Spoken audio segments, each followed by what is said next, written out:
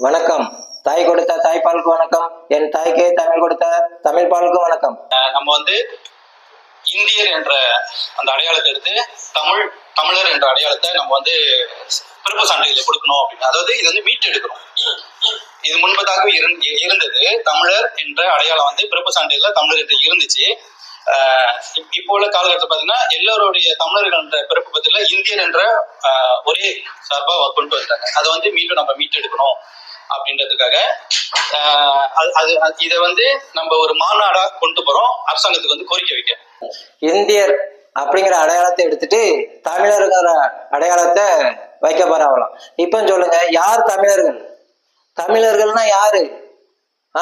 தமிழ் பேசுறவங்க எல்லாம் தமிழர்களா? அப்படின்னா தமிழ்னா என்ன? தமிழ்ல முத்தமிழ்னா என்ன? இயல் இசை நாடகமா? அப்படின்னா சினிமாக்காரங்களை கூட்டு போ. முத்தமிழ்னா சமஸ்கிருதம், ஹிந்தி, தமிழ், இந்த மூணு சேர்ந்துதான் முத்தமிழ். யார் தமிழர்கள் இதுல? இந்திய குடிமகனா இருக்க பிடிக்கலையா? தமிழர் அப்படிங்கிற அடையாளம் தான் இருந்துச்சான். இந்தியர் அடையாளங்கிறதுல எடுத்துட்டு தமிழர் அடையாளத்துக்குள்ள வரப்போறாங்களாம். முன்னாடி தமிழர்கள் அடையாளம் தான் இருந்தது. எங்க இருந்துச்சு? இந்தியன் அடையாளம். பரதன்கிற அடையாளம் தான் இந்தியன்கிற அடையாளம் தான். இந்திய குடியுரிமை அந்த அடையாளத்துல தானே இருந்தோம். இந்திய நாட்டுல இருக்கிறவங்க எல்லாரும் இந்தியர்கள் தான். இப்ப தமிழர்கள்னு வரும்போதுதான் பிரச்சனை வருது. யார் தமிழர்கள்? யார் தமிழருங்க கேட்க. இப்படிதானே இலங்கையிலேன்னு சொல்லி 1.5 லட்சம் பேர் கொண்டு குமிச்சிய. இப்ப மறுபடியும் இங்க வந்துட்டிய. தமிழர்கள் யார் தமிழர்கள்? வணக்கம் அப்படிங்கிறது என் மதத்துக்கு எதிரானது. நாங்க வணக்கம் சொல்ல மாட்டோம், வாழ்கதான் சொல்லுவோம். உன் நிலைப்பாடு என்ன? மதம் மாற்றினா தமிழ் பேரை பிடிங்கிட்டு இங்கிலீஷ் பேர்ல ஜோசப் ஜெபஸ்டின்னு சொல்லுறான். அப்போ உன் நிலைப்பாடு என்ன? அதுல உங்க நிலைப்பாடு என்ன? பொத்துக்கிட்டு போறதா? அப்படி போறதுன்னா போக வேண்டியதானே. நான் மதம் மாறாம இருக்கிற வரைக்கும் தான் தமிழன். சரியா? மதம் மாறிட்டேன்னு வச்சுக்க, நான் இஸ்லாமா மாறிட்டேன்னா இந்த நாட்டையே எல்லாம் அல்ல இறைவன் மிகப்பெரியவன் அப்படிங்கிற அந்த கோட்பாட்டுல அல்லாவின் காலடியில ஒப்படைக்கிறது தான் என்னோட வேலை. இஸ்லாத்துக்கு மாறிட்டேன்னா, நான் கிறிஸ்தவத்துக்கு மாறிட்டேன்னா இந்த தரணியே ஏசப்பா காலடியில போடுறதுதான் என்னோட வேலை. சரியா? நான் இப்ப மதம் மாறாம இருக்கேன். நான் இப்ப என்ன செய்யணும்? வணக்கங்கிற என் மதத்துக்கு எதிரானது. அது நாங்க வணக்கம் சொல்ல மாட்டோம். அவங்க தமிழர்கள் தானே. எங்க மதத்துக்கு வந்தா நாங்க தமிழ் பேரை பிடிங்கிட்டு முதல்ல இங்கிலீஷ் பேரை தான் சொல்லுவோம் அப்படின்னு சொல்ற மக்களும் தமிழர்கள் தானே. இதுக்குள்ள வருவாங்களா? தமிழர்கள்னா அன்னையும் பிதாவும் முன்னறி தெய்வம் அப்படின்னு சொல்லியிருக்கு. அதன் அடிப்படையில இருக்கிறவன் தான் தமிழன். யாரெல்லாம் அம்மா அப்பாவை வணங்குறாங்களோ அவங்க எல்லாம் தமிழர்கள், இந்தியர்கள், இந்துக்கள், எப்படி வேணாலும் சொல்லிக்கலாம். சிவனே ஆனாலும் ஏன் அம்மா அப்பாவுக்கு கீழே தான். இப்ப நான் தமிழன் தானே.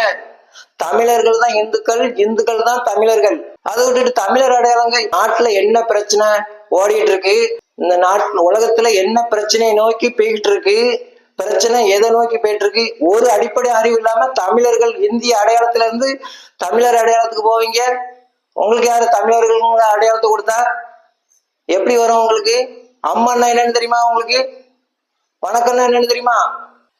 தமிழர்களாம தமிழர்கள். இப்படிதான் இலங்கையிலும் சொல்லி கொண்டு குமிச்சிய. தமிழர்கள் நாங்க தமிழர்கள்னு ஒரு நாட்டுல இருந்தோம்னா அந்த நாட்டோட என்ன இறையாண்மையோ, அந்த நாட்டுல இருக்க என்ன அடிப்படை சட்டமோ அந்த சட்டத்திட்டத்தின் அடிப்படையில தான் போகணும். அந்த சட்டத்திட்டத்தின் அடிப்படையில தான் இருக்கணும். அதை விட்டுட்டு நான் சிங்களன், நான் தமிழன்னு தனித்தனியா இருந்தா அப்படிதான் ஜாவணும். சிங்களமும் தமிழ் தானே. சிங்களமும் தமிழ் தானே கேட்கேன். உனக்கு ஒண்ணும் தெரியாது. அம்மா என்னன்னு தெரியாது, வணக்கம் என்னன்னு தெரியாது, அரசியல்னா என்னன்னு தெரியுமா? பேசுறீங்க. இலங்கையில தனி ஈழம் கொடுக்கல. அப்படி கொடுத்திருந்தா என்ன ஆயிருக்கும் தெரியுமா? அங்க இந்துக்கள் 12, இஸ்லாமியர்கள் 9%, கிறிஸ்தவர்கள் 6%. இஸ்லாமியர்கள் பத்தி தெரியுமா உங்களுக்கு? இஸ்லாமியர்கள் 5% இருந்து ஹிந்துக்கள் 7% இருந்தா போதும். இஸ்லாமியர்கள் 10% இருந்து ஹிந்துக்கள் 15% இருந்தா போதும். அவங்க லெவல்ல பாதி இருந்தா போதும். அழகா தூக்கி போட்டு போயிட்டே இருப்பாங்க. இலங்கையில மட்டும் தனி ஈழம் மட்டும் கொடுத்துருக்கணும். கொடுத்திருந்தா இன்னைக்கு பிரச்சனை கிடையாது. ஏன்னா தனி ஈழம் கொடுக்கல, அதனால இன்னைக்கு பிரச்சனை கிடையாது. இதே இது கொடுத்திருந்தா என்ன ஆயிருக்கும் தெரியுமா? அடுத்த நாளே பிரச்சனை ஆரம்பிச்சிருக்கும். இன்ன வரைக்கும் தமிழ் தேசிய இயக்கத்திட்ட நாட்டை கொடுக்கறத ஒண்ணு, மொழியை கொடுக்கறத ஒண்ணு, சின்ன குழந்தை கையில அப்பளத்தை கொடுக்கறத ஒண்ணு, சின்ன பிள்ளை கையில அப்பளத்தை கொடுக்கறத ஒண்ணு, தமிழ் தேசியம் கையில நாட்டை கொடுக்கறத ஒண்ணு. அவனுக்கு திங்க தெரியாது. குரங்கு கையில பூமாலையை கொடுத்த கதை தான், கிளியை பிடிச்சி பூனை கையில கொடுப்பாங்களா அந்த கதை தான் தமிழ் தேசியங்கிறது. தனி ஈழத்துக்கு போறாரு, தனி ஈழத்துக்கு தமிழருக்கு போறாரு. தமிழருக்கு தமிழர்கள் வணக்கங்கிறது என் மதத்துக்கு எதிரானது.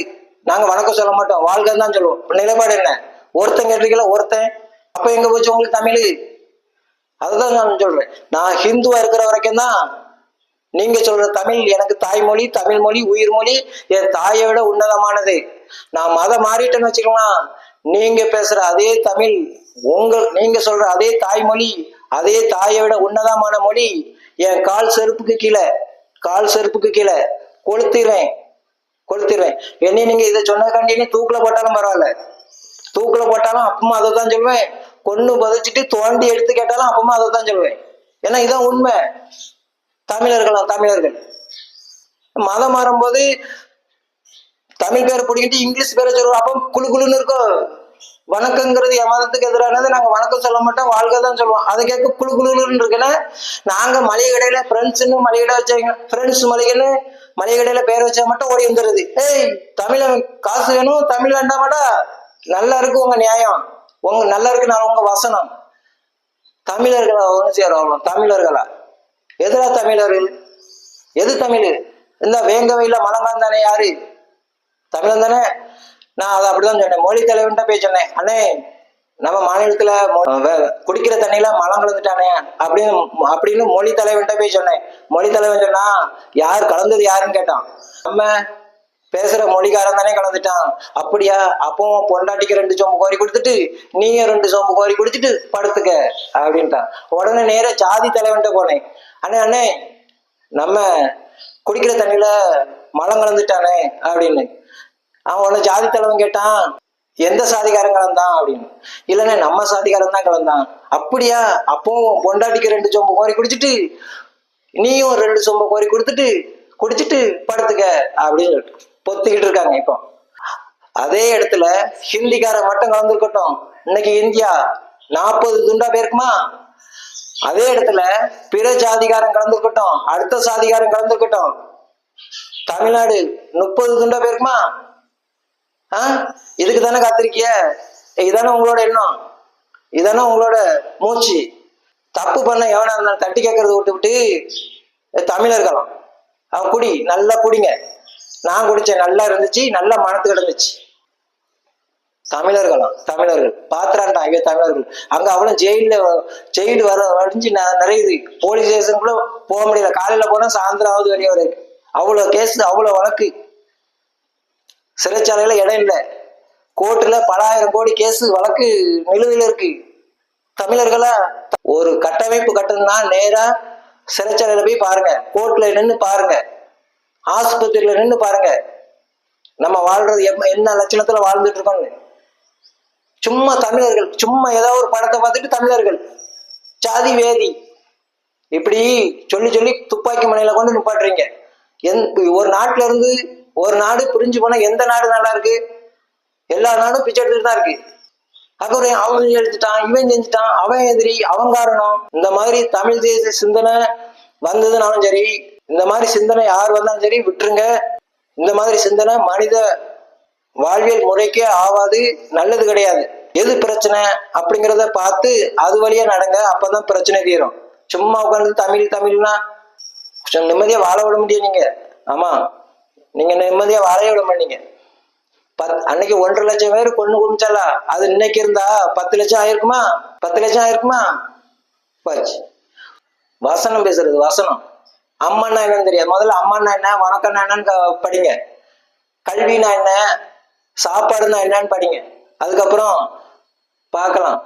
தர்மத்தின் வாழ்வுதனை சூது கவ்வும், பின் இறுதியில் தர்மமே வெல்லும். ஜெய்ஹிந்த்.